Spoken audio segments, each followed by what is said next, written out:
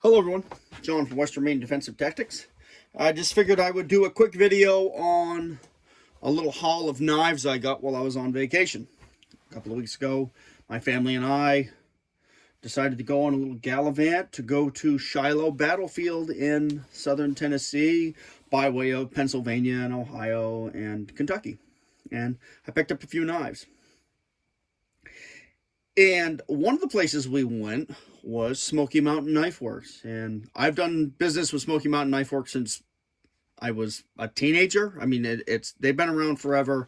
I've been around almost forever. And they were the source for sharpening stones back in the day. And you could get really good, large size sharpening stones from them. And you could get them pretty inexpensively when you really couldn't get them anywhere else. Anyway, so I've been doing business with them for a long time and said, oh, someday I'm going to go down there. And, it's apparent that you don't want to live a life where someday never comes.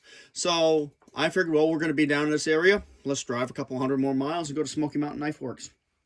So with that, the most significant thing about my personal knife carry system that came from this trip is, you all know that I've been a big fan of the Cold Steel Voyager for quite a while. I've been carrying the same 5-inch Voyager since it came out in '96, back when they were plastic. They had an injection molded handle that with an integral clip, and it had, you had a bit of a swell here, and it would kind of scoop down to make a little bit of an inlet for the clip and all that. And they carried real well. The downside was the clips would break off sometimes. That was no big deal. I would just file off the end of the broken end of the clip, and I'd give them to my dad. My dad would use them because he doesn't use a clip knife. He just puts them in his pocket. And they were really good knives. When they changed to this design, this is a better design. It's a better handle design. It's a little more hand-filling while still remaining slim. And they put these metal clips on them. These clips are a little more persnickety than the plastic clips were. The plastic clips, you can keep them in your waistband or in your pocket, and they would draw and, be replaced easier than the metal clips, because the metal clips are, like I said, a little more persnickety to actually clip on your waistband. But anyway, when Cold Steel came out with the new version of this, I looked at a picture of it and said, what the hell did they do to my knife? They did improve the blade. They made the blade a little larger and a little wider, and they made it flat ground, which I liked. But the handle is bulky, it's boxy, it's thick, and not really what I wanted, so I decided to stick with these. I also looked at a couple of other knives that were, in that size range, and either they weren't really up to snuff, or they were asking too much money for them. So, years ago, at Maine Military Supply, I looked at the Kershaw Strata XL, and they had one at Smokey Mountain. They had this one at Smokey Mountain, and it had a little handling wear and, some fingerprints and things on it. So they had it a little over $50. I looked at it and said, okay, I'll take it. My initial impressions with these back in the day were they wanted a lot of money for these. They were like $80 knives. And for what they are, for me, that's a little much. If you want to pay $80 for it and you're happy with that, hey, knock yourself out. But this is a pretty good knife. It does have micro screws in it, but I will deal with that at some point. Liner lock pops open pretty well. It has a really nice blade. It's a 5.5-inch blade, pretty well ground. Not too thick, not too thin, and it does a job. And I like it. It carries a lot slimmer, or let's say it carries a little slimmer than this knife. But not nearly as bulky as the new Cold Steel. And I looked at the new Cold Steel just to kind of give that a second chance, and I just couldn't do it. For the price of that knife, they've taken out just about every aspect of what I like a Voyager for. And I realize that folding knives are a lot of people's, their main show. They're part of their first line equipment because it's all they can carry in their environment, or it's all they feel comfortable carrying. But that's not what the role that folding knives fill in my life. So anyway, got I got the Strata, and they only had one at Smokey Mountain Knife Works, and that dog won't hunt for me, so I had to turn on go on Amazon and get a couple more. So we've got the 2-is-1, 1-is-none thing going on here. So we're going to semi-retire this, and I still have a few of these left over because when the new version came out, they, just like they did with the plastic versions, they closed these out, so I bought a few.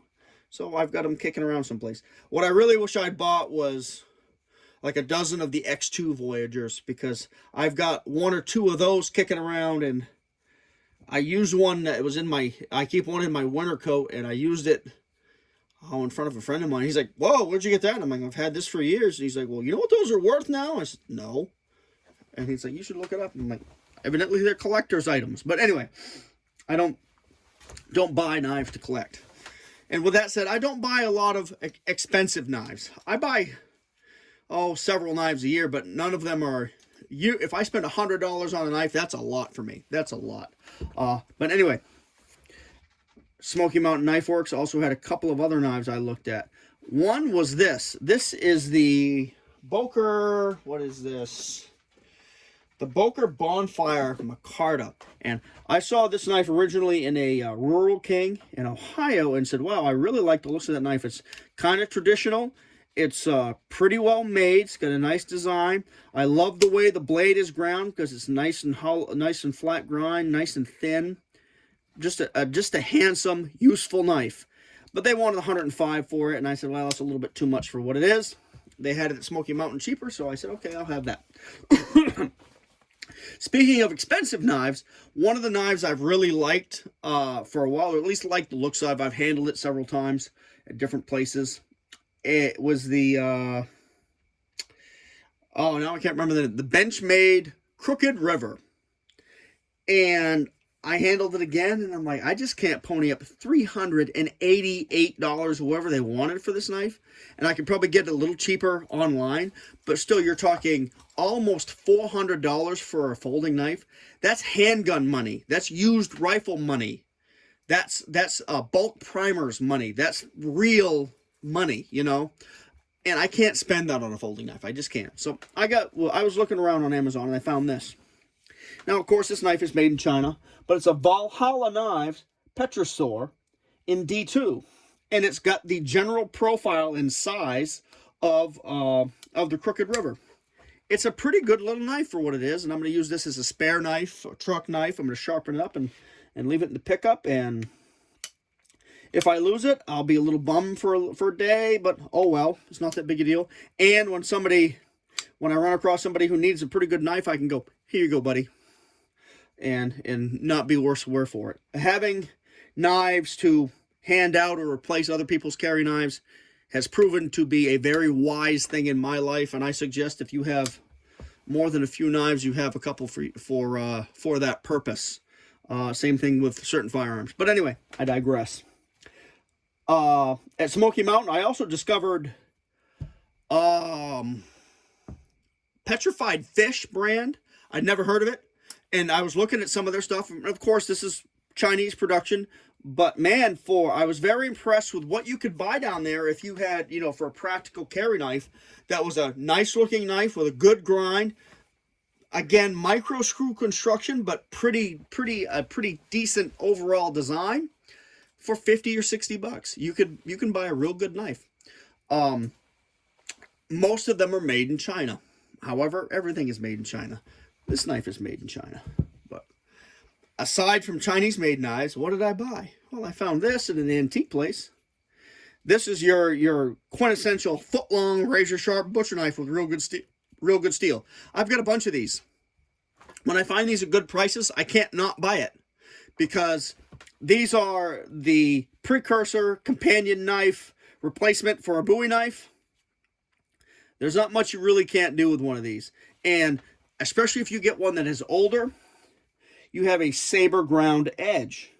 The modern knives, if you look at the Ontarios, they tend to have a thinner hollow ground edge. These carry more steel out to the edge, so you can actually chop fairly well with these. As long as you don't go crazy, you can chop down saplings and things like that to build shelters with. It won't take heavy chopping. It's just, there's just not enough meat there. And this is, you start getting machete-like power, but this is heat treated like a knife. So you got to kind of watch yourself. You can get some nicking. But I also have other knives like this one that we'll cover. Actually, this one that we'll cover in another video that are quite robust, quite well built, and will cut down trees easy. But anyway, we'll get into that when we start talking about Bowie knives again. Found that in an antique shop. Great buy. Love those things. Another knife I found in a let's say a junk shop is this Ontario Old Hickory folding hunter in just about pristine condition. All I did was polish up the bolsters with some flits and clean it. And man, this is a really nice little knife. I love these old slip joint folding hunters because you can do so much with them. And I think we've forgotten in our society with our, our whiz-bang liner locks and shit, how a good, comfortable knife is supposed to feel in the hand for actual cutting duties. Because most people these days, we're opening boxes with knives. We're doing quick cutting jobs. We're not necessarily sitting with this knife and whittling something, making a trap trigger or something complex, or whittling a door latch or something like that, like our forebears did. Something that we should probably get back to. And since we're not using our knives like that, our handles reflect that. This is more of a traditional style handle than most anything else. I'm not saying handles like this are bad. They're not. But there's a lot of angles, there's a lot of edges that can bother your hand. But anyway, again, folding knives aren't part of the main show. And I think you should pop into Smokey Mountain Knife Works because it's a good thing. There's a lot of things down there to keep you entertained, even if maybe you're not as knife oriented as I am. But like my family went with me, and they thought they were going to say, well, we're going to drop you off, maybe look around for an hour, and then we're going to go do something else. And I said, fine, leave me here. I'll be here for a while. We didn't leave that store for 4 or 5 hours, and my wife came and got me within 45 minutes or an hour and said, hey, come look at this switchblade. Come look at this. Come look at that. My son disappeared. I didn't see him for hours. He started looking at the antique and relic section. There's also tons and tons of display cases that are really interesting with antique stuff and movie memorabilia. There's a ton of things there to keep almost everybody interested. There's even a small Bigfoot section. There's more stuff in that store than you can shake a stick at. It's really impressive. I'm glad I went down and made the time to do it, and probably will make another trip down maybe at the end of this year or this fall. One of the things I was very impressed with, you might think that a large knife store with higher end knives, and there's quite a few higher end knives there, that you might be a little worried, well, I don't have $500 or $1,000 to walk in there and go shopping with. Well, yeah, nobody does these days. You walk in there with $50, $60 and you can leave with one knife that's really good. You can leave with 4 or 5 knives that are okay. You go there with $100, you can do the same thing. There's knives in there for every price range. And I was impressed with that because it wasn't a complete junk store, but it wasn't complete, a complete high-end knife store where if you're not buying a $600 switchblade, you can't get any customer service. It was overall, I was pretty impressed with it. They had good selection of everything, and I got to handle a lot of different knives that maybe I wasn't really interested in, or was interested in a little bit, didn't hear of. Like I learned about several different knife brands. I can't remember. One of them was I think Petrified Fish. I'd never heard of it before, but they're again made in China and all that. But everything is made in China these days. But I think I've already covered that. But go to Smokey Mountain Knife Works. It's a great place. There's also a couple gun shops I didn't get to go to that I want to go into. Went back into log cabin shop in Lodi, Ohio, too. That's a great place. Great place. Bought a couple of things in there and got on the road. But anyway, that's the knife haul for at least this initial part of vacation. And we'll see what else we can come up with. And hey, have spare knives, guys. Even if you have spare, very inexpensive knives. An inexpensive, or what we call a cheap knife, doesn't necessarily mean it's a bad knife. I've bought, oh, where's that bag? Here it is.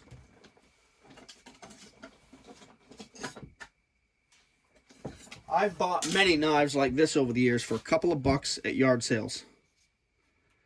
None of these knives was over $10. I think these were like $2, and I think I paid $10 for this one. And all of these, you clean them up, you sharpen up, you make a sheath. Even if you tape a couple pieces of cardboard together and carry it, you've got a great knife. The steel in these knives is second to none. Yeah, it's going to rust if you don't keep it clean, but it is not a hard thing to deal with. This is knives of this quality, what this country was built with. And don't turn up your nose if this is all you have, because these knives do everything a whiz-bang tactical knife will do, and more. And they won't fold up your fingers, and they're not going to break. And you're not going to have those pins fall out on you. But anyway, we'll get into all that in a different video when we start talking a little bit more about Bowie knives. All right, guys. Catch you later. See ya.